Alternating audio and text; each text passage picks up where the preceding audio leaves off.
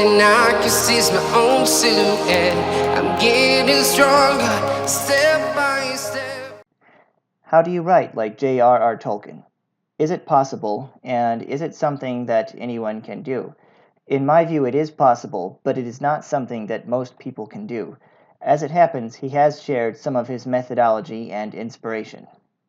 For the following quotes, I will be drawing from the letters of J.R.R. Tolkien, which I highly recommend to anyone who is interested in learning about his mindset.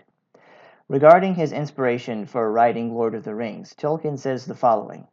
It has always been with me, the sensibility to linguistic patterns which affects me emotionally like color or music, and the passionate love of growing things, and the deep response to legends, for lack of a better word, that have what I would call the northwestern temper and temperature. In any case, if you want to write a tale of this sort, you must consult your roots, and a man of the northwest of the old world will set his heart and the action of his tale in an imaginary world of that air and that situation, with the shoreless sea of his innumerable ancestors to the west, and the endless lands out of which enemies mostly come to the east, though in addition his heart may remember, even if he has been cut off from all oral tradition, the rumor all along the coasts of the men out of the sea. Letter 163. Regarding the nature of the struggle in the Silmarillion and Lord of the Rings, Tolkien says the following. But if you imagine people in such a mythical state, in which evil is largely incarnate and in which physical resistance to it is a major act of loyalty to God, I think you would have the good people in just such a state concentrated on the negative, the resistance to the false, while the truth remained more historical and philosophical than religious. Letter 156. Tolkien was a Christian, and that informed the values that his heroes and protagonists displayed and lived by.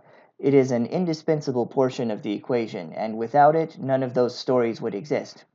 And I quote, "The Lord of the Rings is of course a fundamentally religious and Catholic work, unconsciously so at first, but consciously in the revision. That is why I have not put in, or have cut out, practically all references to anything like religion, to cults or practices in the imaginary world, for the religious element is absorbed into the story and the symbolism." Letter 142. I have seen people assert that since wizard is another word for sorcerer, Tolkien was actually promoting witchcraft and was not a true Christian. As it happens, this assertion was also dealt with in the letters. I refer now to letter 156. But wizards are not in any sense or degree shady. Not mine. I am under the difficulty of finding English names for mythological creatures with other names, since people would not take a string of elvish names, and I would rather they took my legendary creatures, even with the false associations of the translation, than not at all. And further along he states, the Astari are translated wizards, because of the connection of wizard with wise, and so with witting and knowing. They are actually emissaries from the true West, and so mediately from God, sent precisely to strengthen the resistance of the good when the Valar become aware that the shadow of Sauron is again taking shape. Letter 156. To put it simply, Tolkien drew inspiration from Western civilization and from his faith. To write like he does, one must draw inspiration from the same sources. I would also add that this applies to anyone attempting to or claiming to attempt to create a live adaptation of his work. People often claim that there is some sort of allegory in Tolkien's work, or that it is symbolic and open to interpretation. This argument might be used to justify taking liberties with live-action adaptations as well as illustrations. However, Tolkien was quite clear on this matter as well. He did not write allegory, nor did he care for it. His intention was to write mythology, not allegory, and here is some of what he said on the matter, in his own words. But an equally basic passion of mine, ab initio, was for myth, not allegory, and for fairy story, and above all for heroic legend on the brink of fairy tale and history, of which there is far too little in the world, accessible to me, for my appetite. And further down he states, I dislike allegory, the conscious and intentional allegory. Letter 131. There is of course a clash between literary technique and the fascination of elaborating in detail an imaginary mythical age.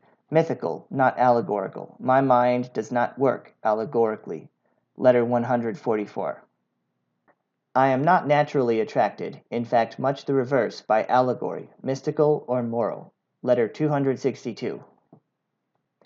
But since I have deliberately written a tale which is built on or out of certain religious ideas, but is not an allegory of them, or anything else, and does not mention them overtly, still less preach them, I will now depart from that mode and venture on theological disquisition for which I am not fitted.